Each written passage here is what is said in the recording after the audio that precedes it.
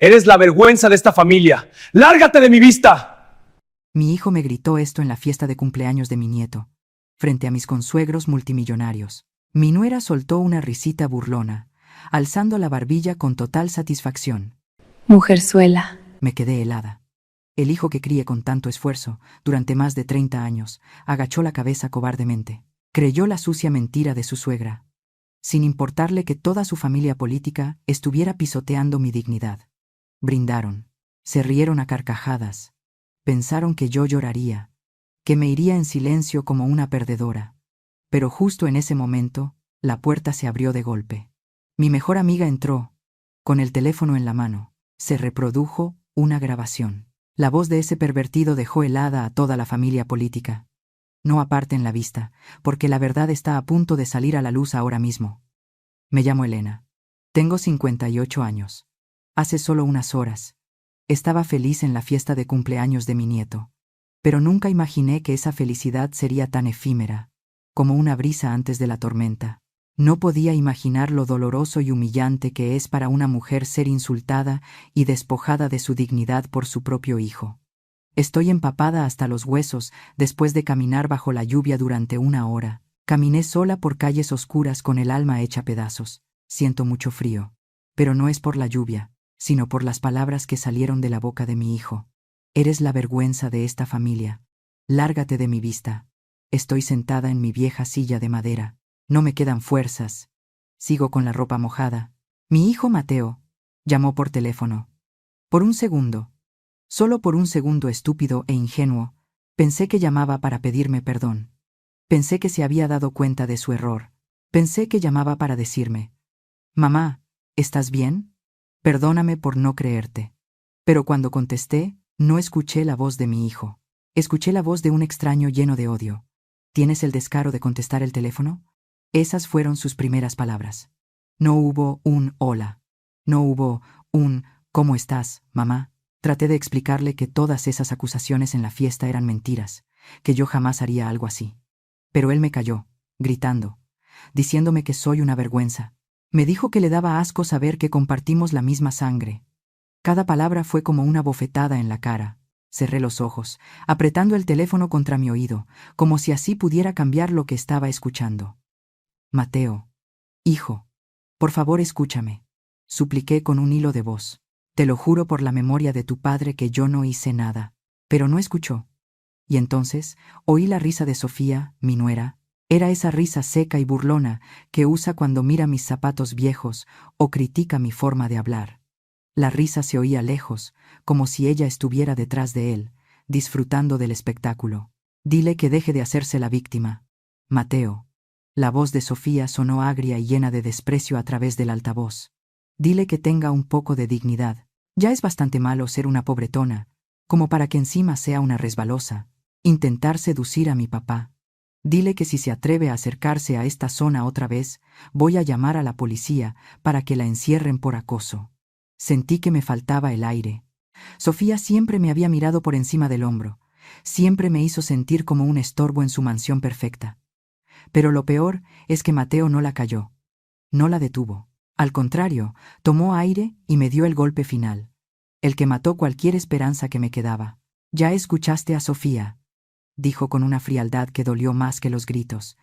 «Eres la vergüenza más grande de mi vida. No quiero que nos busques nunca más. Olvida que tienes un hijo. Para mí, desde esta noche, estás muerta». Y colgó. Bajé el teléfono lentamente y lo dejé sobre la mesa. Mis manos temblaban tanto que casi se me cae. Miré alrededor de mi apartamento. Las paredes necesitan pintura. Los muebles son viejos. No tengo lujos. Todo lo que gané en mi vida fue para sus estudios, para que pudiera codearse con gente importante, para que no tuviera que limpiar pisos como yo. Y ahora, ese sacrificio es mi condena. Se avergüenza de esto, se avergüenza de mi pobreza. Se avergüenza por la falsa acusación de su suegra de que yo seduje a su marido. Él cree que soy una mujerzuela, tal como ellos dijeron. Me abracé a mí misma, tratando de calmar los temblores. La casa estaba en silencio y fría. Estoy completamente sola en este mundo. Mi esposo murió hace años, y mi único hijo acaba de tirarme a la basura como un trapo viejo. ¿Cómo llegamos a esto? ¿Cómo es posible que una madre sea tan humillada por su propia sangre? Para entender por qué mi hijo me llama vergüenza, para entender por qué mi nuera se ríe de mi dolor, tengo que contarles lo que pasó hace unos días. Tengo que contarles sobre la fiesta, sobre las miradas, y sobre cómo cada insulto de mis consuegros salió de sus bocas. Todo comenzó con una invitación que, ahora lo sé, nunca debía haber aceptado. Pero antes de llegar a esa fiesta humillante, quiero contarles sobre mi vida. Soy una madre que crió a su hijo sola. Su padre murió en un accidente de trabajo cuando el niño apenas tenía 5 años. Me quedé con las manos vacías y el corazón roto, pero juré ante la tumba de mi esposo que a nuestro hijo no le faltaría nada. Me rompí la espalda trabajando. Lavaba ropa ajena de día y hacía tamales para vender de noche. Mis manos se llenaron de callos y mi espalda empezó a doler antes de tiempo, pero no me importaba. Cada moneda que guardaba en el frasco de la alacena era para él, para sus libros, para sus uniformes, para que pudiera ir a la universidad y ser alguien en la vida. Soñaba con verlo convertido en un hombre de bien, fuerte y orgulloso de sus raíces. Y lo logró. Se graduó con honores. Lloré de felicidad ese día, pensando que nuestros sufrimientos habían terminado. Pero qué equivocada estaba. La verdadera prueba apenas comenzaba. Mateo siempre tuvo ambición, quizás demasiada. Quería borrar su pasado de pobreza, quería olvidar que venía de un barrio humilde. Y entonces conoció a Sofía. Ella era hermosa, sí, pero venía de un mundo que nosotros solo veíamos en las telenovelas. Su familia, los de la Vega, son de dinero viejo, de apellido español y nariz respingada. Al principio me alegré por él. Pensé que el amor no entiende de clases sociales. Pero pronto me di cuenta de que Mateo no había encontrado una esposa, había encontrado una dueña. Y no había entrado a una familia, sino a una jaula de oro. Para don Carlos y doña Isabela, mis consuegros, Mateo no era el esposo de su hija, era un proyecto. Era el chico pobre al que habían rescatado, y al que podían moldear a su antojo. Le dieron un puesto en la empresa de don Carlos, le compraron un coche de lujo y le dieron una casa en la zona más exclusiva. Pero todo tenía un precio. El precio era su dignidad. Mateo se convirtió en lo que aquí llamamos un mantenido.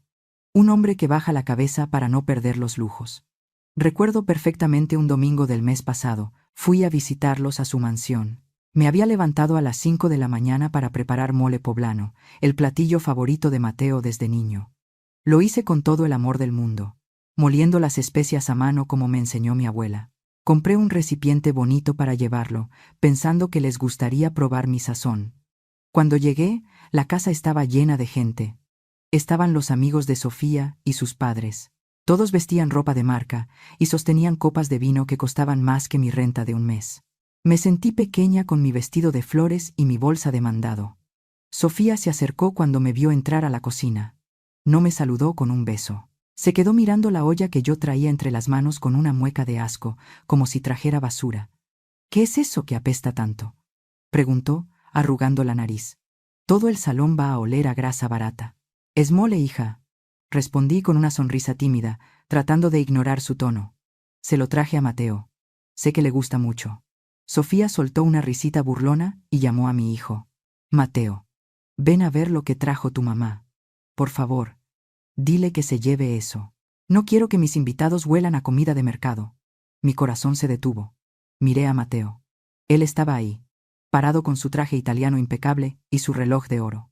Esperé que dijera algo. Esperé que dijera, gracias mamá, me encanta tu mole. O que le dijera a su esposa, ten respeto, es un regalo de mi madre. Pero no lo hizo. Mateo miró a su esposa, luego miró a sus suegros que observaban desde lejos, y finalmente me miró a mí. En sus ojos no vi cariño, vi miedo. Vi el pánico de alguien que teme que le quiten la tarjeta de crédito. Lo siento, mamá, dijo en voz baja, sin mirarme a los ojos. Sofía tiene razón. El olor es muy fuerte. Mejor tíralo o llévatelo. Sentí como si me hubieran clavado un cuchillo en el pecho. Mi propio hijo, pisoteando el esfuerzo de las manos de su madre solo para complacer a una niña caprichosa. Mateo agarró la olla de mis manos y él mismo la llevó hacia la puerta de servicio, como si escondiera una vergüenza. En ese momento, doña Isabela, mi consuegra, se acercó. Es una mujer elegante. siempre llena de joyas, pero con una mirada de hielo. Pasó junto a Mateo y dijo una frase que se me quedó grabada. Muy bien, Mateo. Ya vas aprendiendo. Recuerda que en esta casa no mantenemos inútiles ni gente sin clase. Si quieres seguir disfrutando de esta vida, tienes que comportarte a la altura. Ahí lo entendí todo. Mi hijo no era dueño de su vida. Era un empleado más de esa familia. Vivía aterrorizado de perder el favor de sus suegros. Había vendido su alma por comodidad, y yo era el recordatorio constante de su origen, la mancha que él trataba de ocultar. Ese día no lloré frente a ellos. Me tragué mi orgullo junto con el nudo en la garganta, y me fui. Pero algo se rompió dentro de mí al ver a mi hijo convertido en un títere sin voluntad. Sin embargo, el desprecio de Sofía y la arrogancia de doña Isabela eran cosas que, con mucho dolor, podía llegar a soportar por amor a mi hijo. Pensé que eso era lo peor que podía pasar, que me humillaran por ser pobre, pero estaba muy equivocada. La maldad en esa casa tenía capas más profundas. Había algo mucho más oscuro y peligroso que el clasismo de doña Isabela. Había un depredador escondido detrás de trajes caros y palabras amables. Y ese depredador tenía nombre y apellido: Don Carlos, el patriarca, el hombre al que todos respetaban y temían. Nadie sospechaba lo que se escondía detrás de su sonrisa de abuelo bondadoso. Nadie, excepto yo. Y descubrir su secreto fue lo que terminó de condenarme. Don Carlos. Solo pronunciar su nombre me deja un sabor amargo en la boca. Para el mundo, mi consuegro es un santo. Es el hombre que dona dinero a la iglesia, el empresario exitoso que siempre saluda con una sonrisa, y el abuelo que consiente a sus nietos. Lleva una cruz de oro colgada al cuello que brilla tanto como su hipocresía. Pero yo conozco al verdadero Carlos, el que aparece cuando nadie está mirando, el depredador que se esconde detrás de trajes caros y colonias importadas. Todo empezó de forma sutil. En las reuniones familiares de los domingos, notaba que su mirada se quedaba demasiado tiempo en mi cuerpo. No era una mirada amable. Era una mirada sucia, pegajosa, que me hacía querer cubrirme entera. Yo intentaba ignorarlo. Me decía a mí misma que eran ideas mías, que un hombre tan rico y con una esposa tan elegante como doña Isabela no se fijaría en una mujer sencilla como yo. Pero luego llegaron los tocamientos, un roce de su mano con la mía, al pasarme la sal. Un abrazo de despedida que duraba unos segundos más de lo necesario, donde sus manos bajaban demasiado hacia mi cintura. Yo me quedaba rígida, rezando para que me soltara. Él siempre sonreía después, con esa sonrisa de lobo, guiñándome un ojo para que yo supiera que no había sido un accidente. La situación empeoró el mes pasado. Estábamos en una barbacoa en su jardín. Yo estaba en la cocina ayudando a recoger, porque en esa casa nunca fui una invitada, sino una sirvienta más. De repente, sentí una presencia detrás de mí. Era él. Se acercó tanto que pude oler el alcohol en su aliento. Me acorraló contra el fregadero y susurró cerca de mi oído: Elena, qué desperdicio que una mujer con tus curvas esté sola. Isabela es muy fría, pero tú te ves ardiente. Me di la vuelta de golpe, empujándolo con las manos temblorosas. Don Carlos, por favor, respete, le dije, con la voz entrecortada. Soy la madre de su yerno. Somos familia. Él solo soltó una risa baja y gutural, mirándome de arriba abajo con total descaro. Somos familia política, Elena. Eso no cuenta. Además, puedo ayudarte. Sé que vives al día. Si eres buena conmigo, yo puedo ser muy generoso contigo. Y con Mateo también. Salí corriendo de esa cocina con ganas de vomitar. Tenía miedo. Ese hombre tenía el poder de destruir la vida de mi hijo con un chasquido de dedos. Durante semanas guardé silencio, tragándome la bilis y el miedo, pero la ansiedad me estaba consumiendo. Finalmente, decidí hablar con Mateo. Pensé que él me protegería. Pensé que, aunque estuviera cegado por el dinero, su amor de hijo sería más fuerte. Qué ingenua fui. Fui a buscarlo a su oficina. Le conté todo con lágrimas en los ojos. Le hablé de las miradas, de los roces, de la propuesta indecente en la cocina. Esperaba ver furia en sus ojos. Esperaba que se levantara y dijera que nadie toca a su madre. Pero Mateo no se enojó con Carlos. Se enojó conmigo. Soltó un suspiro largo, como si lidiara con un niño berrinchudo, y me miró con desprecio. Mamá, por favor, dijo con un tono que me heló el alma. ¿Te estás escuchando? ¿Realmente crees que mi suegro, un hombre que puede tener a la mujer que quiera, se va a fijar en ti? Me quedé paralizada. Hijo, no te miento. Me ofreció dinero. Basta, gritó Mateo, golpeando el escritorio. Deja de inventar historias. Tienes celos de ellos, ¿verdad? No soportas ver su éxito. Mírate, mamá. Mírate en un espejo. Ya tienes casi 60 años. Estás vieja, cansada, y tu ropa es lamentable. ¿Qué tienes tú para que un hombre como don Carlos te desee? Nada. Sus palabras fueron peores que cualquier acoso. Mi propio hijo me estaba llamando vieja, fea y mentirosa. Me dijo que yo no valía nada. Lo hace porque soy pobre, mamá. Continuó con crueldad. Él es amable, y tú confundes las cosas. No voy a arriesgar mi puesto, mi casa y mi futuro por tus delirios. Si vuelves a decir una palabra de esto, no te lo perdonaré. Salí de allí con la cabeza gacha, sabiendo que estaba completamente sola. Mi hijo había elegido su coche nuevo y sus trajes de marca por encima de la seguridad de su madre. Decidí alejarme para siempre. Pero la maldad de don Carlos tenía otros planes. La tarde anterior al cumpleaños de mi nieto Diego, recibí un mensaje de texto. No era de Mateo, pero supe de inmediato quién era. Hola, consuegra. Espero verte mañana en la fiesta de Diego. Sería una lástima que faltaras. Mateo ha estado cometiendo errores graves de dinero en la empresa. Necesito hablar contigo a solas para ver cómo ayudarlo antes de que Isabela se entere y lo eche a la calle. Te espero en el cobertizo del jardín a las 7. Hazlo por tu hijo. El miedo me paralizó. ¿Mateo en problemas? Sabía que era una trampa, pero soy madre, y una madre siempre intenta salvar a su hijo, aunque él la haya humillado. Pensé en no ir, en llamar a la policía, pero ¿quién le creería a una vieja lavandera contra la palabra de un magnate? Tomé una decisión. Iría para salvar a Mateo, aunque él no lo mereciera. Pero no iría indefensa. Busqué en el cajón de mi mesita de noche la vieja grabadora de voz de mi esposo. Le puse pilas nuevas y la probé 3 veces. Si él quería jugar sucio, yo tendría pruebas. Me guardé la grabadora en el bolsillo interior de mi suéter. Sentía que caminaba hacia la boca del lobo, pero no tenía opción. Amigas mías, madres que me escuchan, ¿alguna vez, por amor a sus hijos, por querer mantener la paz en sus hogares, han tenido que tragarse sus lágrimas? ¿Alguna vez han dejado que pisoteen su dignidad solo para que sus hijos no sufran? Si saben de lo que hablo, si han sentido ese nudo en la garganta que no las deja respirar, por favor, dejen un comentario o un corazón abajo.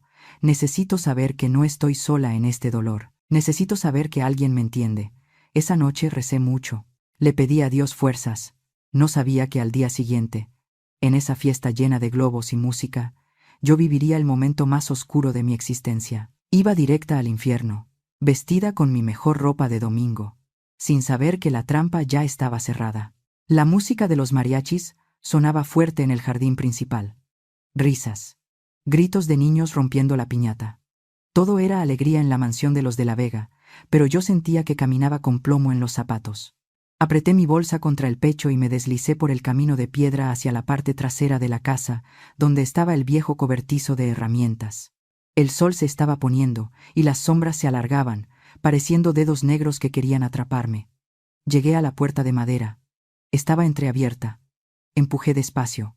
Adentro olía a tierra y a gasolina. ¿Don Carlos?, pregunté con voz temblorosa. ¿Mateo está aquí? La puerta se cerró de golpe detrás de mí. Di un salto. Ahí estaba él, parado en la penumbra, con una copa en la mano y esa sonrisa torcida que me revolvía el estómago. No había ni rastro de preocupación en su cara. No había papeles de banco, ni abogados, ni estaba mi hijo por ningún lado. Llegaste puntual, consuegra, dijo él, dando un paso hacia mí. Sabía que vendrías. Una madre hace cualquier cosa por su cachorro, ¿verdad? ¿Dónde está Mateo?, insistí, retrocediendo hasta chocar con una mesa de trabajo llena de polvo. Me dijo que tenía problemas. Mateo está emborrachándose en la fiesta, feliz de la vida, respondió él, dejando la copa sobre la mesa. El único problema aquí, Elena, es que tú y yo no hemos tenido nuestro momento a solas. Me sentí estúpida. Había caído en la trampa como una mosca en la telaraña. Me giré para abrir la puerta, pero él fue más rápido. Se plantó frente a mí, bloqueando la salida con su cuerpo pesado. Ya no sonreía. Ahora tenía esa mirada oscura. esa mirada de hambre que yo tanto temía. No te hagas la difícil, murmuró, acorralándome. Sé que necesitas dinero.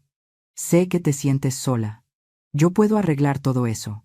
Solo tienes que ser agradecida. Metí la mano en el bolsillo de mi suéter tejido. Mis dedos rozaron el plástico frío de la grabadora. Apreté el botón de grabar con todas mis fuerzas, rezando para que la luz roja no se viera a través de la lana. Déjeme salir, dije firme, aunque por dentro me estaba desmoronando. No me toque, pero él no escuchó. Se abalanzó sobre mí. Sentí sus manos grandes y sudorosas agarrando mis hombros, intentando atraerme hacia su cuerpo. El olor a alcohol y colonia cara me invadió la nariz, dándome náuseas. Sentí su boca húmeda, buscando mi cuello. El asco me dio una fuerza que no sabía que tenía. Lo empujé con rabia. «Que me suelte», le digo. Grité. Él se rió y volvió a agarrarme, esta vez más fuerte, lastimándome los brazos. «Vamos, Elena, no grites.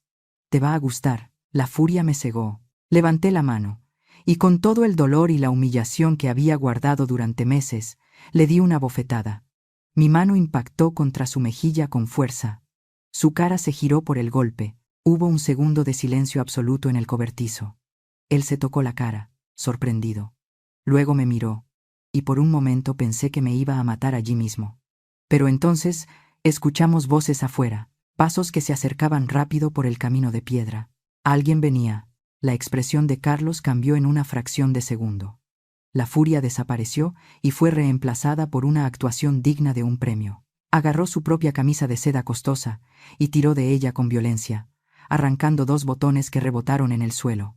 Se despeinó el cabello con una mano y se dejó caer de rodillas al suelo, poniendo cara de espanto. «¡Ayuda!», gritó con una voz desgarradora, fingiendo pánico. «¡Socorro! Está loca». La puerta se abrió de golpe. La luz de la tarde entró de golpe, cegándome. Ahí estaba doña Isabela, mi consuegra, con los ojos desorbitados. Detrás de ella venían varios invitados, y entre ellos vi la cara pálida de Mateo. «Carlos», chilló Isabela, corriendo hacia su marido. Carlos se arrastró hacia ella, señalándome con un dedo tembloroso, como si yo fuera un monstruo. «Me atacó Isabela», gimió él, con lágrimas falsas en los ojos. Yo solo quería hablar con ella sobre ayudar a Mateo. Le ofrecí dinero para sus deudas. Y ella se me echó encima. Me quería besar a la fuerza. Me rompió la camisa cuando la rechacé. Me quedé helada. No podía moverme. No podía respirar. Era una mentira tan grande, tan asquerosa, que mi cerebro no podía procesarla. «Mientes», grité, dando un paso adelante. «¡Es mentira!». Él me encerró, pero Isabela no me escuchó. Se levantó del suelo como una furia, con el rostro deformado por los celos y el odio. Se abalanzó sobre mí antes de que pudiera explicar nada. Sentí sus uñas clavándose en mis brazos, sus manos jalando mi cabello. «¡Zorra!», gritaba ella, escupiéndome las palabras en la cara. «Maldita muerta de hambre. Sabía que eras una cualquiera. Atreverte a tocar a mi marido». Intenté cubrirme la cara. Intenté retroceder, pero la gente se amontonaba en la puerta, bloqueando la salida. Todos miraban. Todos murmuraban. Veía asco en sus ojos. Veía condena. Carlos seguía en el suelo, sollozando y diciendo frases sobre cómo me había tratado como familia, y yo le pagaba así, mientras yo recibía los golpes y los insultos de su esposa. En medio del caos, busqué desesperadamente una sola cara. Busqué a la única persona que podía salvarme. Busqué a mi hijo. Mateo estaba parado en el umbral de la puerta. Me miraba. Vi cómo sus ojos recorrían la escena. Vio a su padre político en el suelo, con la camisa rota. Vio a su madre siendo golpeada e insultada. Nuestras miradas se cruzaron. «Mateo», supliqué en silencio. «Hijo, ayúdame». Pero él no se movió. Sentí el peso de la grabadora en mi bolsillo, golpeando contra mi costado. Tenía la prueba. Tenía la verdad grabada ahí mismo. Quise gritar que tenía una grabación. Quise sacarla y ponerla frente a todos. Pero Isabela me empujó fuerte y caí contra la mesa de herramientas. El golpe me sacó el aire. El caos era ensordecedor. Nadie iba a escucharme. Nadie iba a creerme ahora. Estaba tirada en el suelo sucio, con el vestido manchado y el corazón latiendo desbocado, mientras la risa triunfal de Carlos resonaba en mi cabeza, oculta bajo sus falsos sollozos. El depredador había ganado, y yo estaba a punto de recibir el golpe final, no de mis enemigos, sino de mi propia sangre. Todavía estaba en el suelo sucio del cobertizo, con las rodillas raspadas y el corazón latiendo desbocado. Mis ojos, llenos de lágrimas, buscaron desesperadamente a Mateo entre la multitud que se agolpaba en la puerta. Cuando nuestras miradas se cruzaron, sentí un alivio inmenso. Era mi hijo, mi sangre. Él sabía quién era yo. Él sabía que yo sería incapaz de hacer algo tan bajo. Vi que Mateo daba un paso al frente. Por un segundo, vi cómo apretaba los puños.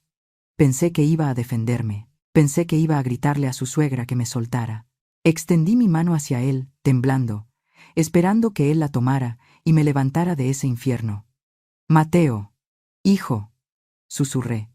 Dile la verdad. Pero entonces la voz de doña Isabela cortó el aire como un látigo. Mateo, más te vale que hagas algo, gritó ella, con la cara roja de ira. Si no sacas a esta mujerzuela de mi propiedad ahora mismo, te juro por Dios que tú te vas con ella. Decide ahora mismo de qué lado estás. Vi el miedo en los ojos de mi hijo. No era miedo por mí, era pánico. Sus ojos viajaron rápidamente de mí hacia la casa grande, hacia los coches de lujo estacionados afuera, hacia la vida cómoda que tanto amaba. Y en ese instante vi cómo mi hijo se rompía, o mejor dicho, vi cómo terminaba de venderse. Mateo bajó la cabeza. No tomó mi mano para ayudarme. Me agarró del brazo con fuerza, con mucha fuerza. Sus dedos se clavaron en mi carne como garras. Me jaló hacia arriba de un tirón, tan brusco que casi me vuelvo a caer.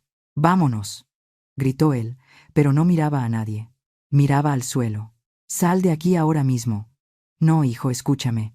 Intenté suplicar, pero él me sacudió. Me arrastró fuera del cobertizo. La gente nos abrió paso como si tuviéramos una enfermedad contagiosa. Don Carlos seguía en el suelo, fingiendo llorar, y yo sentía las miradas de todos clavadas en mi espalda. Vergüenza. Sentí una vergüenza que me quemaba la piel. Al pasar junto a Sofía, mi nuera, ella se apartó con un movimiento exagerado. Se tapó la nariz con su mano perfectamente manicurada y soltó una risa cruel, esa risa que me perseguiría después en mis pesadillas. «Por favor, Mateo, apúrate», dijo ella en voz alta, para que todos la escucharan. «Saca esa basura de aquí. El olor a pobreza de tu madre ensucia el aire de mi casa. Me da asco». Sentí como si me hubieran dado una bofetada. El olor a pobreza, así llamaba ella a mi dignidad, a mi trabajo, a mi vida entera. Y Mateo no dijo nada. No la calló. Solo apretó más mi brazo y aceleró el paso. Me llevó a empujones a través del jardín, pasando por las mesas decoradas, los globos y los meseros que bajaban la vista. Yo tropezaba, mis zapatos viejos resbalaban en el pasto, pero a él no le importaba. Me trataba como a un criminal que acababa de atrapar robando. Llegamos a la gran reja de hierro de la entrada. Él abrió la puerta pequeña de servicio y me empujó hacia la calle. Casi caigo de rodillas en la acera. Me agarré de los barrotes para no desplomarme. Me giré para mirarlo una última vez. Quería ver a mi hijo. Quería encontrar un rastro de humanidad en sus ojos. «Mateo», dije, con la voz rota, «tú sabes que es mentira. Tú sabes lo que él me hizo». Mateo se acercó a la reja. Su cara estaba pálida, sudorosa. Se inclinó hacia mí, y por un momento pensé que me iba a pedir perdón. Pensé que me iba a decir que era una actuación para calmar a los suegros, pero lo que susurró fue mucho peor que cualquier insulto. Se acercó a mi oído y siseó con rabia contenida. «Mami, vete ya. Vete y no vuelvas. Deja de hacer escándalos». «¿Por qué?», pregunté llorando. «¿Por qué me haces esto?». Él apretó los dientes y me soltó la verdad más dolorosa, la que explicaba toda su cobardía. «No me arruines esto», dijo, bajando la voz para que los guardias no oyeran.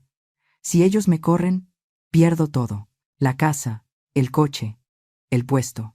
¿Eso quieres? ¿Quieres que me quede en la calle por tu culpa? Lárgate y no me hagas perder la cara frente a ellos». Y cerró la reja. Escuché el clic metálico de la cerradura. Fue el sonido más definitivo de mi vida. Ese clic no solo cerró la puerta de una mansión, cerró la puerta de mi corazón. Me quedé ahí parada, agarrada a los barrotes fríos. Del otro lado, vi la espalda de mi hijo alejándose, regresando a su jaula de oro, regresando a la fiesta, regresando a brindar con el hombre que había intentado abusar de su madre. El cielo, que había estado gris toda la tarde, finalmente se rompió. Empezó a llover. Una lluvia fría y pesada que se mezclaba con mis lágrimas. Me solté de la reja. Mis piernas temblaban, pero me obligué a caminar. Un paso. Otro paso. Ya no sentía dolor, no sentía rabia, solo sentía un vacío inmenso, como si me hubieran arrancado el alma y hubieran dejado solo un cascarón vacío caminando bajo la lluvia. Caminé sin rumbo, no sé cuánto tiempo. La gente pasaba a mi lado, corriendo para no mojarse, pero yo no tenía prisa. No tenía a dónde ir. Mi casa estaba vacía, mi vida estaba vacía. En ese momento, pensé que sería mejor no despertar nunca más. Pensé que mi historia había terminado ahí, en esa banqueta mojada, desechada como basura por mi propia sangre. Pasaron días. Días en los que no salí de mi cama, no comí, no me bañé. Solo miraba el techo, deseando desaparecer. La depresión me tragó entera. Era un pozo negro y profundo del que no quería salir. Pero Dios, en su infinita misericordia, no me dejó sola. Cuando yo ya había decidido rendirme, cuando estaba lista para dejarme morir de tristeza, sonó el timbre de mi puerta. No era una visita de cortesía, era un terremoto. Era la fuerza que yo necesitaba para levantarme. Del otro lado de esa puerta estaba ella, mi comadre. Y ella no aceptaba un no por respuesta. 3 días. Eso fue lo que duré encerrada en mi cuarto, con las cortinas cerradas y el olor a encierro impregnando las sábanas. No quería ver la luz del sol, no quería comer, solo quería dormir para no sentir el dolor en el pecho, ese dolor sordo de saber que mi propio hijo me había tirado a la calle como si fuera basura. Pero mi soledad terminó cuando la puerta de mi casa casi se viene abajo. No eran toquidos amables, eran golpes de autoridad. Sabía quién era antes de abrir. Solo hay una persona en el mundo que golpea así. Lucía, mi mejor amiga, mi comadre, la hermamá que la vida me regaló. Me levanté, arrastrando los pies, y le abrí. Lucía entró como un huracán. No me saludó. Me miró de arriba a abajo. Vio mis ojos hinchados, mi ropa sucia y la casa en penumbras. Dejó las bolsas de mandado que traía en la mesa y se giró hacia mí con las manos en la cintura. Su rostro, marcado por los años pero fuerte como un roble, estaba rojo de coraje. «Mírate nada más, Elena», dijo con esa voz ronca que no admite réplicas. «Pareces un fantasma. ¿Vas a dejar que te maten en vida? ¿Vas a dejar que ganen?» «No tengo fuerzas, Lucía», murmuré, dejándome caer en una silla. «Mateo me odia. Todos me odian. Dicen que soy una vergüenza. Vergüenza es robar», gritó ella, abriendo las cortinas de un tirón para que entrara la luz. «Vergüenza es mentir. Tú no has hecho nada de eso. Ahora siéntate y cuéntame todo, con pelos y señales. Y más te vale no omitir nada, porque si no me dices tú, voy y le pregunto a ellos a golpes». Le conté todo. Desde las miradas de don Carlos hasta la trampa en el cobertizo. Le conté cómo Sofía me humilló y cómo Mateo me sacó a la calle para no perder su estatus. Mientras yo hablaba, la cara de Lucía cambiaba. Primero fue sorpresa, luego incredulidad, y finalmente una furia fría y calculadora se instaló en sus ojos. «Dame el teléfono», ordenó ella extendiendo la mano. «¿Para qué?», pregunté, limpiándome las lágrimas. «Dámelo, Elena. Quiero escuchar esa grabación». Saqué la grabadora vieja de mi bolsa, que todavía estaba tirada en el suelo desde esa noche, y se la entregué.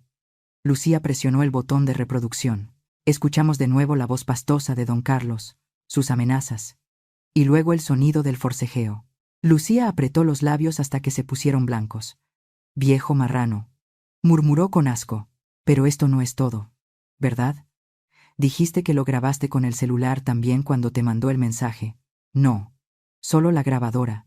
O eso creo», dije confundida. Lucía tomó mi celular, que estaba en la mesa, y empezó a revisar. Ella es más hábil que yo para estas cosas. Entró a la galería de fotos, buscó en la carpeta de eliminados y de repente sus ojos se abrieron como platos. «Elena, ven a ver esto», dijo con urgencia.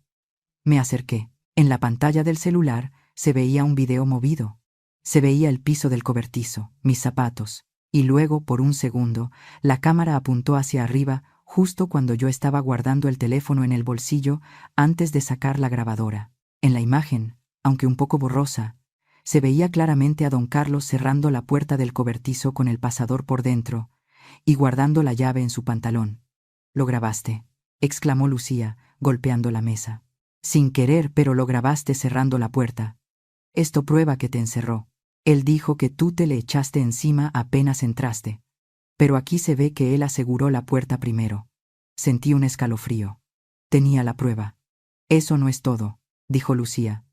Y su cerebro empezó a trabajar a 1000 por hora. «¿Te acuerdas de Rosa? La muchacha que trabajaba con ellos y que despidieron hace 2 meses porque supuestamente robó unos cubiertos de plata?» «Sí», respondí. «Pues Rosa no robó nada», continuó Lucía. «Rosa vive a 2 calles de mi casa. El otro día me la encontré llorando en la tortillería. Me dijo que don Carlos la acosaba en el cuarto de lavado y que la señora Isabela la corrió porque la encontró llorando y pensó que estaba seduciendo al marido. Rosa tiene miedo, pero tiene más rabia que miedo». Lucía me agarró de los hombros y me sacudió suavemente. «Escúchame bien, Elena. Tú eres buena.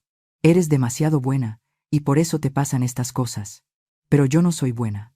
Yo soy justa, y no voy a permitir que ese viejo cochino y tu hijo malagradecido sigan durmiendo tranquilos mientras tú te mueres de tristeza aquí».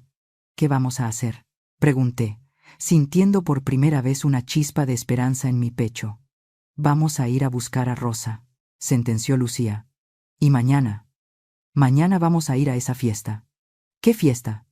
«Mañana le hacen una fiesta a Mateo en la empresa de su suegro. ¿Celebran un contrato grande? O no sé qué tontería. Van a estar todos. Los socios, la prensa, la alta sociedad». «No, Lucía», dije con pánico. «No puedo volver ahí. Me van a correr. Mateo me dijo que si volvía llamaba a la policía. Que llamen a quien quieran», dijo Lucía con una sonrisa que me dio miedo y seguridad al mismo tiempo. «No vamos a ir a pedir perdón, comadre. No vamos a ir a rogarles. Vamos a ir a entregarles un regalo». Lucía se levantó, tomó su bolso y me tendió la mano. «Lávate la cara, Elena. Ponte tu mejor vestido, aunque sea viejo. Mañana se les acaba el teatro. Mañana van a saber quién es realmente la vergüenza de esa familia». Miré la mano de mi amiga, miré sus ojos llenos de fuego, y por primera vez en días, sentí que la sangre volvía a correr por mis venas. Ya no era la madre llorona y derrotada. La rabia de Lucía me contagió. Tenía razón.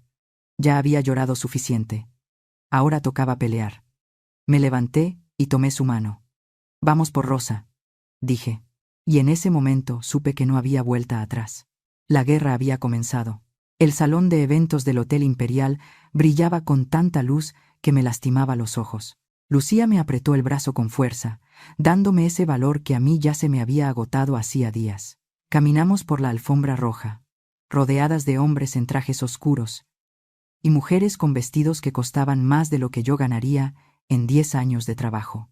El aire olía a perfumes caros y a flores frescas, un olor dulce que me revolvió el estómago porque sabía que debajo de esa fragancia se escondía la podredumbre de la familia de la Vega. Nadie nos detuvo en la entrada. Quizás pensaron que éramos parte del servicio de limpieza o que veníamos a ayudar en la cocina. Avanzamos hasta el centro del salón. Las risas y el murmullo de las conversaciones llenaban el espacio, hasta que alguien nos vio. El silencio se fue extendiendo como una mancha de aceite. Una a una, las cabezas se giraron hacia nosotras. Sentí cientos de ojos clavados en mi vestido sencillo y en mis zapatos viejos. Sentí el calor de la vergüenza subirme por el cuello, pero recordé las palabras de Lucía. No veníamos a pedir perdón. Doña Isabela estaba cerca de la mesa principal, sosteniendo una copa de champán. Se veía impecable, como una reina de hielo. Cuando me vio, sus ojos se abrieron con sorpresa, pero rápidamente esa sorpresa se transformó en una sonrisa maliciosa. Ella vio su oportunidad. La oportunidad de terminar, de destruirme frente a toda la alta sociedad de la ciudad. Isabela levantó una cuchara de plata y golpeó suavemente su copa de cristal. El sonido agudo cortó el poco murmullo que quedaba. «Atención, por favor», dijo ella con voz fuerte y clara, asegurándose de que hasta el último mesero la escuchara. «Señoras y señores, disculpen la interrupción, pero parece que tenemos una visita inesperada». Isabela caminó hacia mí, despacio, como un gato jugando con un ratón herido. Se detuvo a unos metros y me señaló con su dedo lleno de anillos. Miren todos quién ha venido a mendigar un poco de nuestra atención, continuó ella, alzando la barbilla. Es la madre de mi yerno, la mujer que intentó destruir mi familia seduciendo a mi esposo. Un grito ahogado recorrió el salón. Escuché los susurros, escuché las risas burlonas. ¿Todavía tienes el descaro de vacar tu cuerpo hasta aquí?, preguntó Isabela, disfrutando cada palabra. ¿Qué quieres ahora? ¿Dinero? ¿Comida? ¿O vienes a buscar a otro marido ajeno para ver si esta vez tienes suerte? Lárgate, mujerzuela. Tu sola presencia ensucia este lugar. Las lágrimas me quemaban los ojos, pero me obligué a no bajarlos. Busqué desesperadamente a Mateo. Tenía que estar ahí. Él era mi hijo. Él sabía la verdad. Lo encontré parado junto a don Carlos, cerca de la tarima. Don Carlos lo miraba fijamente, con los brazos cruzados y una expresión dura, retándolo. Era una prueba. El viejo lobo estaba poniendo a prueba la lealtad de su cachorro. Mateo me miró. Por un segundo, vi el conflicto en su rostro. Vi al niño que yo había criado. Pero entonces, miró a su alrededor. Miró a los socios millonarios, miró a su esposa Sofía que lo observaba con desprecio y miró el lujo que lo rodeaba. Y eligió el dinero. Mateo dio un paso al frente. Su cara se endureció. No caminó hacia mí para abrazarme. Caminó hacia mí como si fuera a enfrentar a un enemigo. «Basta», gritó Mateo, y su voz retumbó en las paredes de mármol.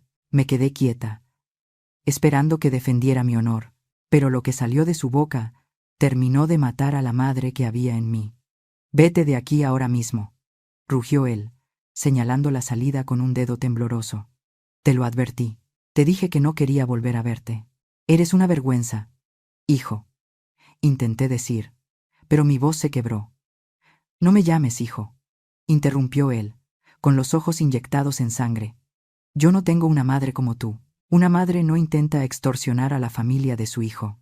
Una madre no se inventa mentiras sucias para sacar dinero. ¿Eso es lo que quieres? ¿Chantajearnos?». El salón entero se rió. Se rieron de mi dolor. Se rieron de ver cómo un hijo negaba a la mujer que le dio la vida. Mateo se giró hacia los guardias que estaban en la entrada. «Seguridad», gritó con autoridad, queriendo demostrarle a su suegro que era un hombre fuerte. «Saquen a esta mujer de aquí.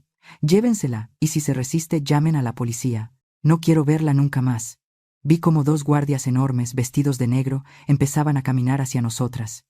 Vi la sonrisa satisfecha de don Carlos. Vi la mirada triunfal de Isabela.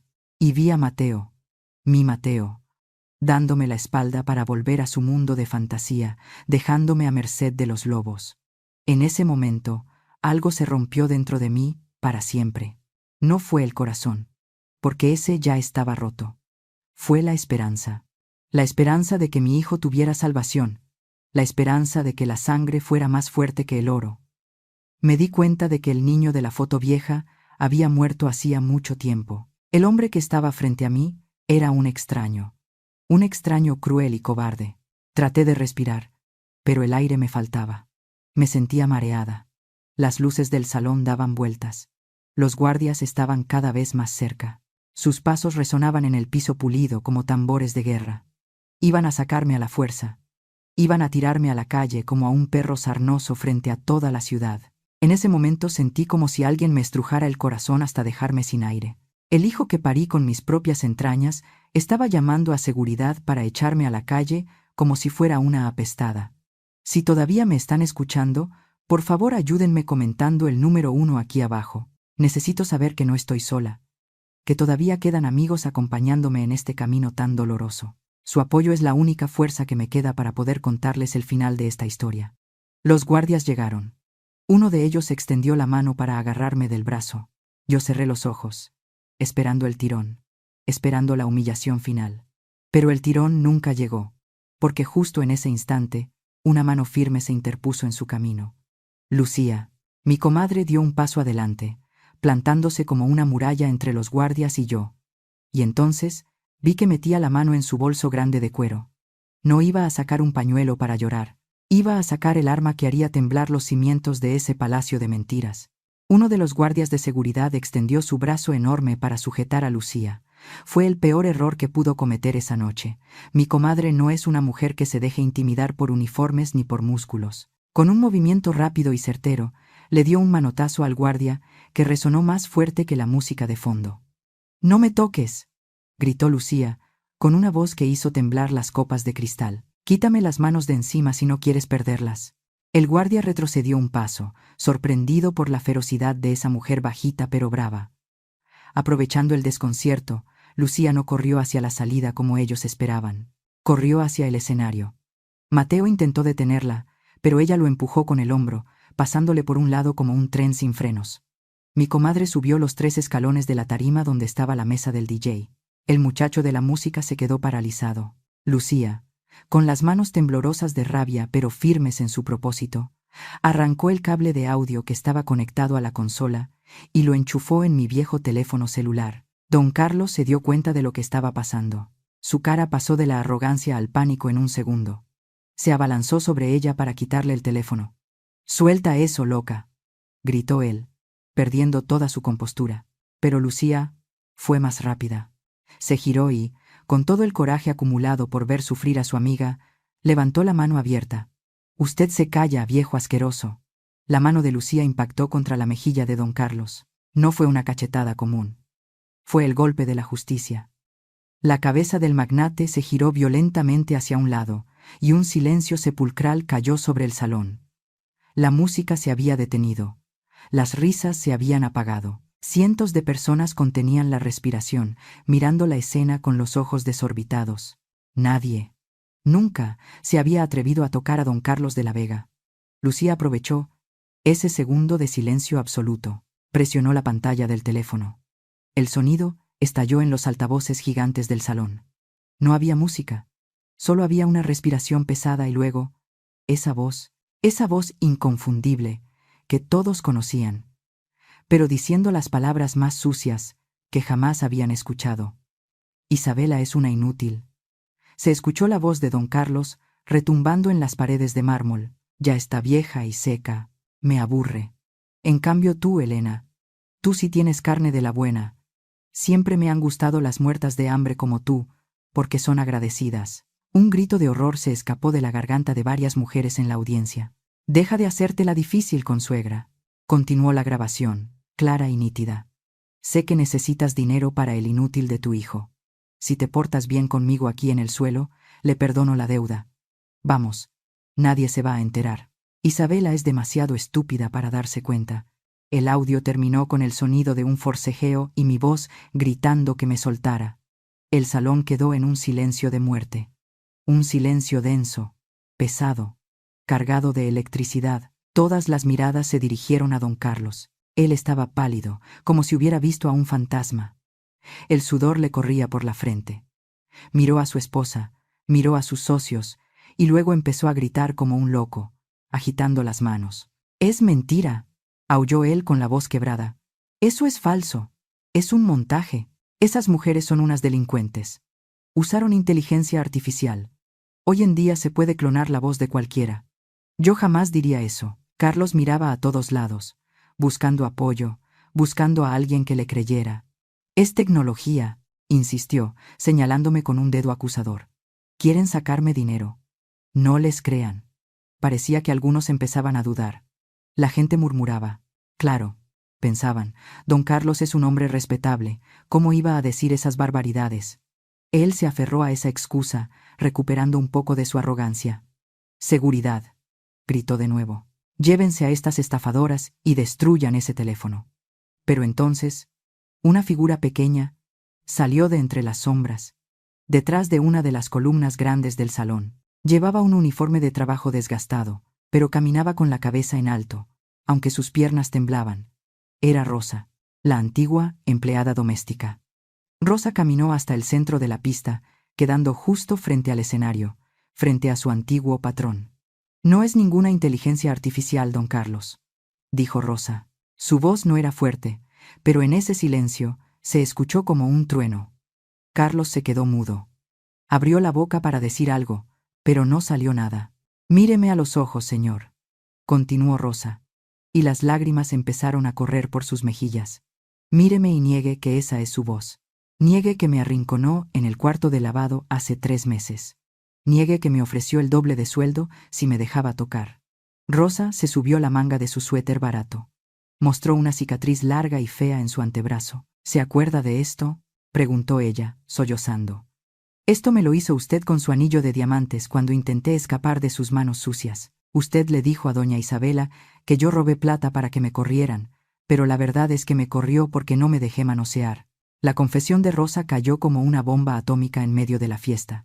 Ya no era solo una grabación, era una víctima de carne y hueso. Una mujer humilde que no tenía nada que ganar y todo que perder, enfrentándose al gigante. Don Carlos retrocedió, tropezando con sus propios pies. Chocó contra la mesa del DJ. Ya no tenía excusas. Ya no tenía dónde esconderse. Miré a Isabela. La reina de hielo estaba petrificada, con la copa de champán todavía en la mano, mirando a su esposo como si fuera un monstruo que acababa de salir de debajo de la cama. Y yo, Elena, la mujer que había entrado allí temblando de vergüenza, me sentí de repente muy alta. Me sentí fuerte. La verdad había salido a la luz, y era más fea y más brillante de lo que cualquiera hubiera imaginado.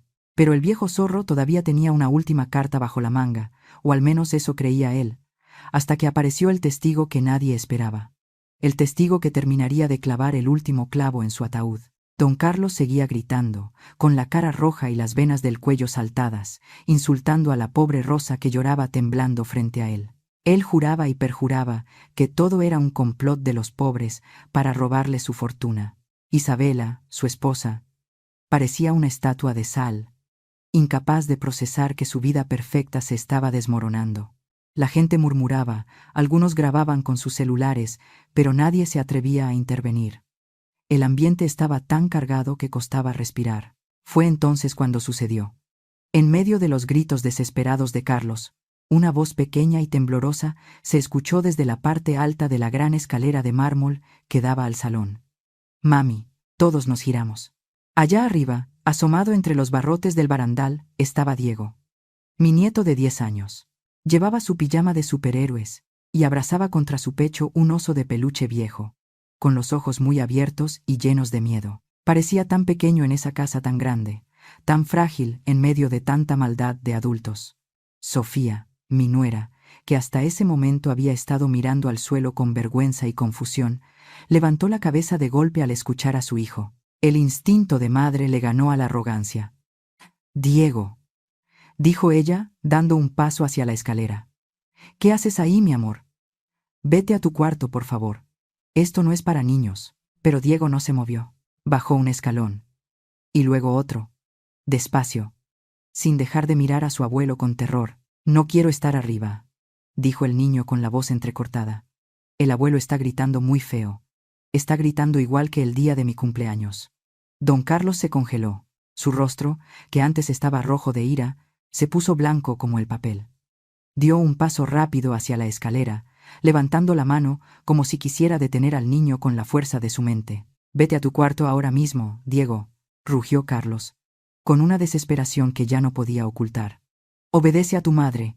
Lárgate de aquí». Sofía se interpuso en el camino de su padre. Por primera vez en la noche, y quizás por primera vez en su vida, vi algo diferente en mi nuera. Vi a una leona defendiendo a su cachorro. «No le grites a mi hijo, papá», dijo Sofía, con voz temblorosa pero firme. Diego llegó al último escalón. Caminó hacia su madre, pero no la abrazó. Se quedó parado ahí, en medio de la pista de baile, mirando a su abuelo y luego a mí. Sus ojos inocentes estaban llenos de lágrimas. «Mami», dijo Diego. Y el silencio en el salón era tan absoluto que hasta se podía escuchar el zumbido de las luces. ¿Por qué el abuelo dice que la abuela Elena es mala? Sofía se arrodilló frente a su hijo para estar a su altura. Le acarició la cara, intentando calmarlo, aunque ella misma estaba temblando. «Son cosas de grandes, mi amor. No te preocupes». «Pero el abuelo miente», soltó Diego. Y esas 3 palabras pesaron más que cualquier grabación o testimonio. «¿Qué dices?», preguntó Sofía, frunciendo el ceño. «El abuelo miente», repitió el niño, sorbiendo la nariz. «El día de mi fiesta, yo vi todo. Fui al jardín a buscar mi pelota de fútbol que se había volado. y vi al abuelo. Él estaba jalando a la abuela Elena hacia el cuarto de las herramientas. Un murmullo recorrió la sala. Carlos intentó avanzar, pero Lucía se plantó frente a él con los brazos cruzados, retándolo a dar un paso más. «Sigue, mi niño», dijo Lucía con voz suave. «Di la verdad. A los niños buenos Dios los cuida cuando dicen la verdad». Diego apretó su oso de peluche y miró a su madre a los ojos, buscando protección. La abuela Elena no quería ir, mami. Ella le decía que no, que la soltara, pero el abuelo la empujó y cerró la puerta. Y luego, el niño se detuvo, tragando saliva, como si recordar lo que seguía le causara dolor físico. «¿Luego qué, Diego?», preguntó Sofía, y su voz ya no tenía nada de la mujer altiva que me había humillado. Ahora era solo una madre aterrorizada. «Luego el abuelo me vio», susurró Diego, y una lágrima rodó por su mejilla. Salió del cuarto y me vio escondido detrás del árbol. Me agarró del brazo, mami. Me agarró muy fuerte. Me dolió mucho. Sofía se llevó las manos a la boca, ahogando un sollozo. «¿Te lastimó?», me dijo que me callara, continuó el niño. Y cada palabra era un clavo en el ataúd de don Carlos. Me dijo que si abría la boca, que si te contaba a ti o a mi papá lo que vi, él nos iba a echar a la calle. Me dijo que la casa, los coches y mis juguetes eran suyos. Dijo que tú y mi papá eran unos inútiles que no servían para nada sin su dinero. Dijo que si yo hablaba, nos íbamos a morir de hambre debajo de un puente. Diego rompió a llorar, un llanto desconsolado y lleno de angustia. «¿Es verdad, mami?», preguntó entre sollozos, aferrándose a la blusa de seda de su madre. «¿Ya no vamos a tener casa? ¿El abuelo nos va a correr porque dije la verdad? Tengo miedo, mami. No quiero vivir en la calle». El llanto del niño llenó el salón. Nadie se movía. Nadie hablaba. La verdad había salido de la boca más pura, de la única persona en esa sala que no tenía motivos para mentir. Diego no sabía de herencias, ni de reputación, ni de clases sociales. Diego solo sabía lo que había visto y el terror que su propio abuelo le había sembrado en el corazón. Sofía se quedó paralizada, abrazando a su hijo. Levantó la vista y miró a su padre. Ya no lo miraba con respeto. Ya no lo miraba con admiración. Lo miraba con un horror profundo, como si estuviera viendo a un desconocido. La máscara de don Carlos se había caído por completo. Ya no era el patriarca respetable. Era un monstruo que había sido capaz de amenazar y aterrorizar a su propio nieto de 10 años para cubrir sus porquerías. Y Mateo. Miré a mi hijo. Estaba blanco como un papel, recargado contra una columna como si las piernas no le sostuvieran. Había escuchado todo. Había escuchado cómo su ídolo, su suegro, llamaba inútil a su esposa y a él. Había escuchado cómo amenazaba a su propio hijo. La burbuja de fantasía en la que Mateo vivía acababa de explotar en 1000 pedazos frente a sus ojos. La verdad estaba ahí, desnuda y cruda en medio del salón de fiestas. Y ya no había dinero en el mundo que pudiera taparla. El silencio que siguió al llanto de mi nieto no duró mucho. Se rompió de golpe. Y quien lo rompió no fue don Carlos, ni Mateo, sino doña Isabela. La mujer que siempre había cuidado su imagen de dama perfecta perdió la cabeza en un segundo. Isabela soltó un grito que no parecía humano. Era un aullido de rabia pura. Se lanzó sobre su esposo como una fiera herida. Empezó a golpearlo en el pecho con sus puños cerrados, una y otra vez, sin importarle que todos estuvieran mirando. «¡Cerdo!», gritaba ella con la cara descompuesta por el maquillaje corrido y las lágrimas. «Maldito cerdo asqueroso. Me has humillado, toda la vida aguantando tus borracheras, y ahora esto, con la sirvienta, con mi consuegra, amenazando a mi nieto». Carlos intentaba cubrirse la cara, retrocediendo, pero ya no tenía autoridad. Ya no era el león. Ahora era una rata acorralada. «Cálmate, Isabela», decía él.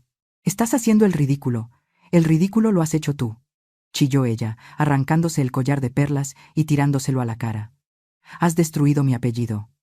Has ensuciado mi casa». El salón se convirtió en un caos. Los invitados, esa gente elegante que minutos antes bebía champán y celebraba, empezaron a huir como ratas cuando el barco se hunde. Nadie se quedó a ayudar. Nadie se acercó a consolar a la familia.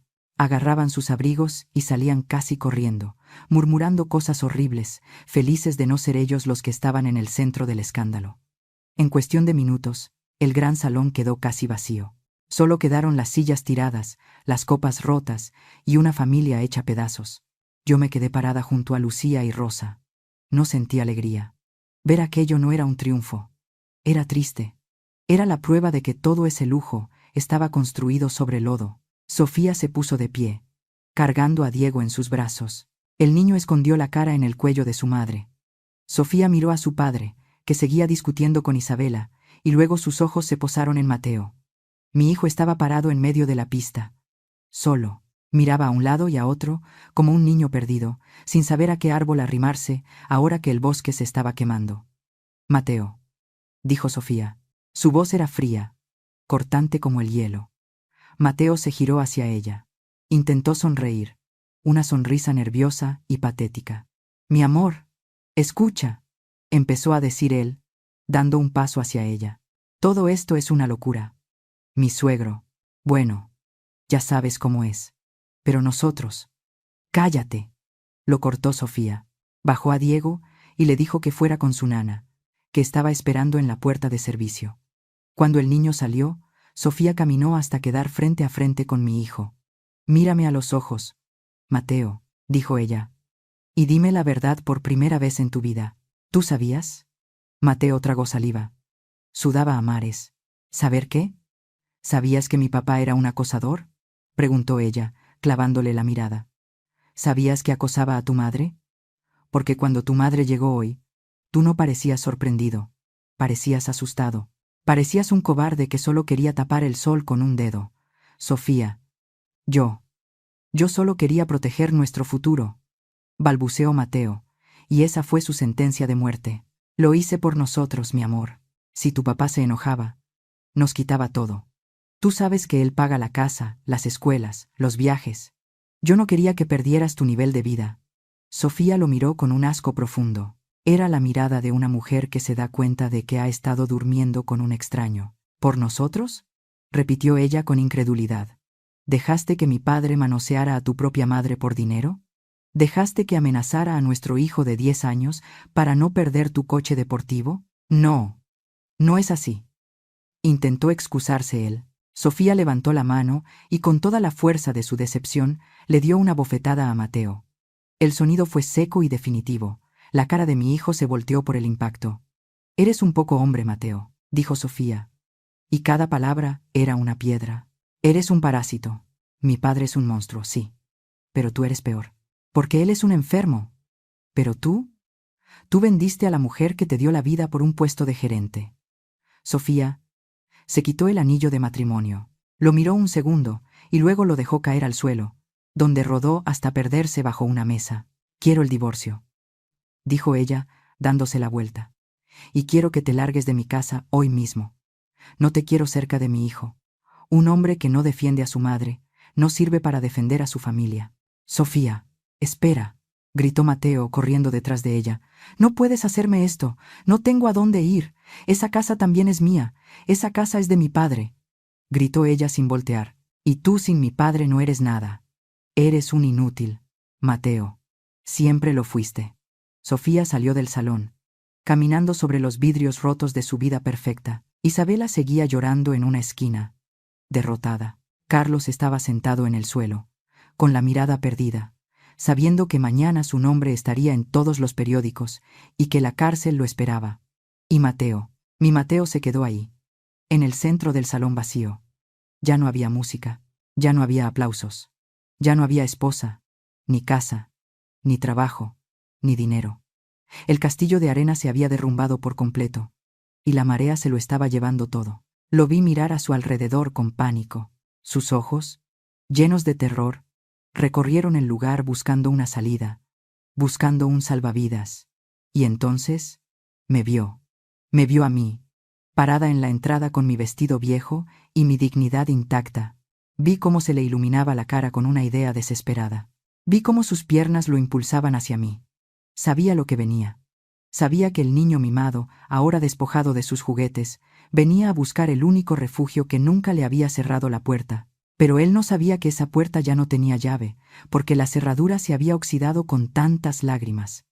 Salimos del hotel y el aire fresco de la noche me golpeó la cara. Se sentía limpio, diferente al aire viciado y lleno de mentiras que habíamos respirado allá adentro. Lucía caminaba a mi lado, con la cabeza en alto. Y Rosa iba del otro lado, secándose las últimas lágrimas, pero con una sonrisa tímida de libertad en los labios.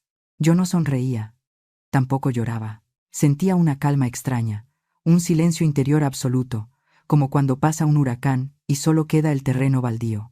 Caminamos hacia la parada del autobús, pero no llegamos muy lejos. Escuchamos pasos apresurados detrás de nosotras, pasos torpes, desesperados.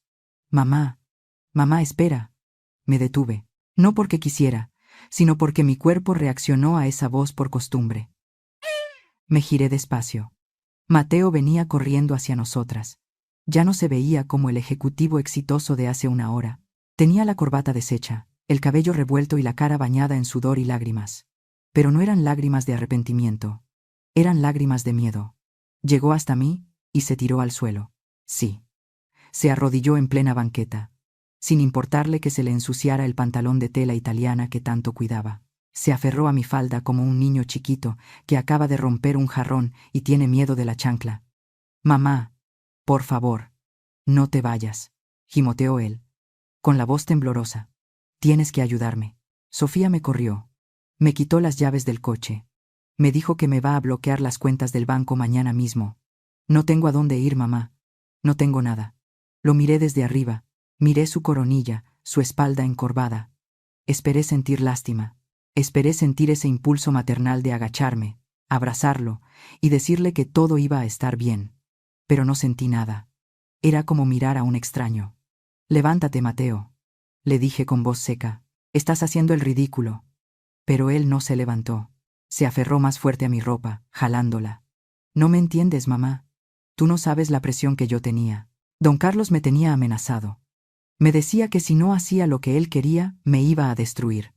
Yo lo hice por nosotros, mamá. Yo quería aguantar unos años más, juntar dinero y luego te iba a comprar una casita. Te lo juro. Mentira.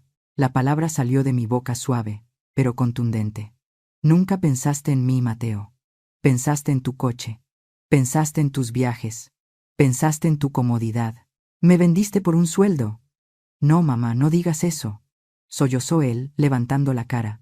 Sus ojos estaban rojos, inyectados de pánico.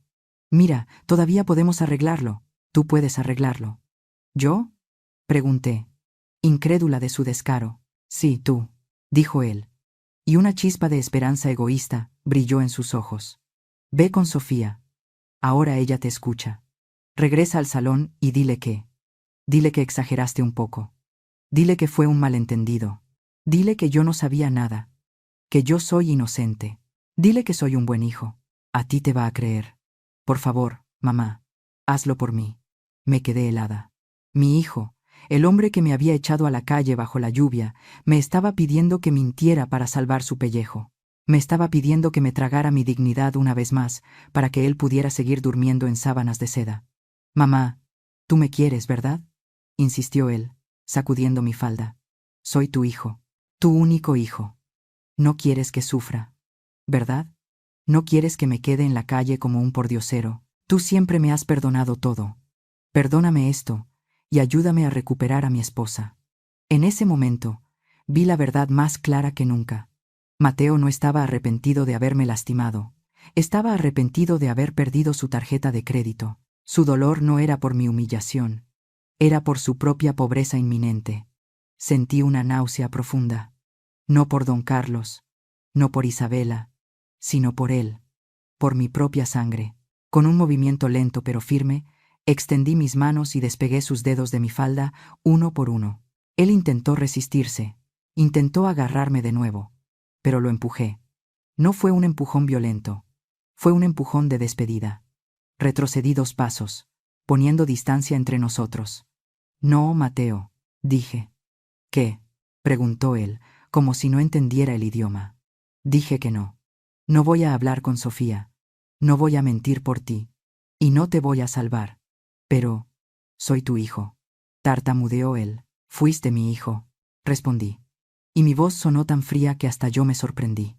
Mi hijo era un niño noble que compartía su torta en el recreo. Mi hijo era un joven que soñaba con trabajar duro. Tú no eres ese niño. Tú eres un hombre cobarde que dejó que otro hombre manoseara a su madre. Tú eres un hombre que me llamó vergüenza. Mateo se quedó con la boca abierta, las lágrimas se detuvieron por la sorpresa. Nunca me había visto así. Nunca me había visto sin miedo. Mamá, no puedes dejarme así. No tengo dinero. No sé vivir sin dinero. Entonces vas a aprender, le dije, mirándolo directamente a los ojos. Vas a aprender lo que es trabajar de verdad. Vas a aprender lo que es ganarse el pan con el sudor de tu frente y no con la dignidad de otros. Vas a aprender lo que yo viví para criarte. Me di la media vuelta. Sentí que él hacía el intento de levantarse para seguirme, pero Lucía se interpuso en su camino. Mi comadre no dijo nada, solo lo miró con tal desprecio que Mateo se volvió a sentar en la banqueta, derrotado. Vamos, Elena, dijo Lucía, tomándome del brazo. Empecé a caminar. Escuché a Mateo gritar a mis espaldas una última vez. Mamá, si te vas ahora, no me busques cuando esté muriéndome de hambre. Te vas a arrepentir. No me detuve. No giré la cabeza. Mis ojos estaban secos. Hacía una semana, esas palabras me hubieran destrozado. Hoy, el viento se las llevaba. No sentí culpa. Sentí que me quitaba una mochila llena de piedras que había cargado durante 30 años. Dejé a mi hijo arrodillado en la acera, llorando por su dinero perdido, mientras yo caminaba hacia la parada del autobús con los bolsillos vacíos, pero con el alma más llena que nunca. La lluvia había parado. El cielo estaba negro, pero a lo lejos, muy a lo lejos, se veían las luces de la ciudad brillando como promesas. Había perdido a un hijo. Sí, pero esa noche, mientras me alejaba de aquel mundo de plástico y crueldad, me di cuenta de que había ganado algo mucho más importante. Me había recuperado a mí misma. Caminamos hasta la parada del autobús en silencio. Lucía me tomó de la mano y apretó mis dedos con fuerza, transmitiéndome ese calor humano que tanto me había faltado en los últimos años. Cuando el camión llegó, subimos sin mirar atrás. Me senté junto a la ventana y vi cómo las luces de la ciudad, esas luces que iluminaban la mansión de los de la Vega y la vida vacía de mi hijo, se iban haciendo pequeñas hasta desaparecer en la oscuridad. No sentí tristeza. Sentí que por fin podía respirar hondo, sin que me doliera el pecho. Han pasado 6 meses desde esa noche. Ya no vivo en ese apartamento oscuro de la ciudad. Regresé a mi pueblo, a la casa de adobe donde nací, donde el aire huele a leña y a café de olla por las mañanas. Aquí la vida es sencilla. No hay lámparas de cristal, ni alfombras persas, ni coches del año. Pero hay paz. Una paz inmensa, que llena cada rincón de mi día. Lucía viene a visitarme los fines de semana. Nos sentamos en el porche a desgranar maíz y a platicar. Fue ella quien me contó lo que pasó después. Me dijo que el escándalo fue tan grande que salió en todos los periódicos. La empresa de don Carlos se fue a la quiebra cuando los socios se enteraron de sus mañas y le retiraron el apoyo. Dicen que Isabela se encerró en su mansión y no ha vuelto a salir, avergonzada de que todo el mundo sepa que vivió engañada. ¿Y Mateo?, pregunté yo, con un nudo en la garganta que ya no dolía tanto. Lucía suspiró y me miró con pena. Mateo trabaja de mesero en un restaurante del centro. Vive en un cuarto rentado. Sofía le quitó todo, Elena. No lo deja ver al niño. Dicen que él ha tratado de buscarte, que ha ido a tu antiguo apartamento a tocar la puerta. Me quedé mirando el horizonte, donde el sol se estaba poniendo sobre los cerros. Que toque, dije suavemente. Yo ya no estoy ahí. No le di mi nueva dirección a nadie, excepto a Lucía. No es por rencor, es por salud mental.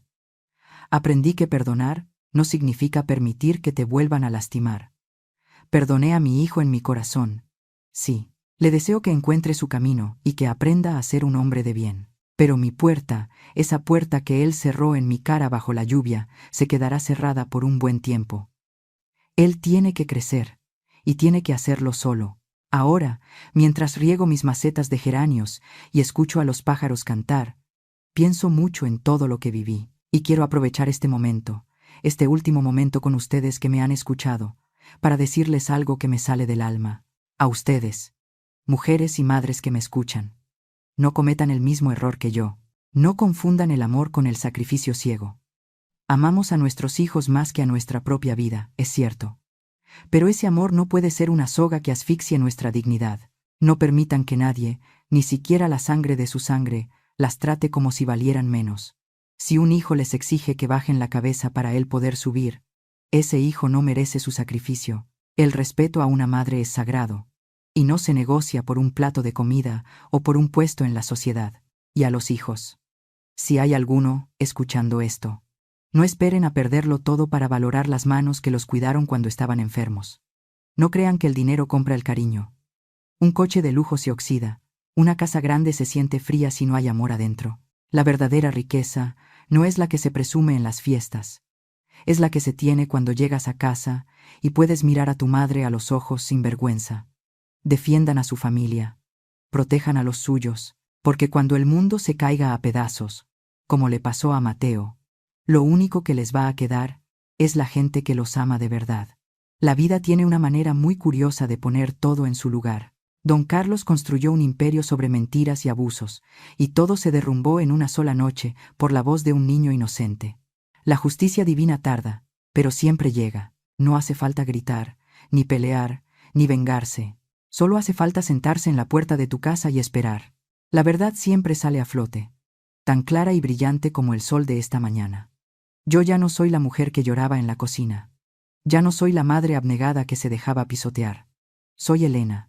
Soy una mujer que hace los mejores tamales del pueblo, que canta mientras barre su patio y que duerme tranquila todas las noches. No tengo millones en el banco. No tengo joyas. Pero tengo algo que doña Isabela y Mateo perdieron hace mucho tiempo. Tengo mi conciencia limpia. Tengo la frente en alto. Y tengo la certeza de que, pase lo que pase, nunca más voy a dejar que nadie me apague la luz. Gracias por acompañarme en este camino doloroso. Gracias por sus comentarios, y por escuchar mi voz cuando nadie más quería hacerlo. Cierro este capítulo de mi vida sin odio, pero con memoria.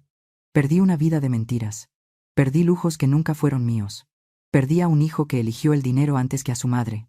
Sí, perdí muchas cosas, pero al final del día, cuando me miro al espejo y veo a esta mujer vieja pero fuerte que les habla, me doy cuenta de la verdad más grande de todas.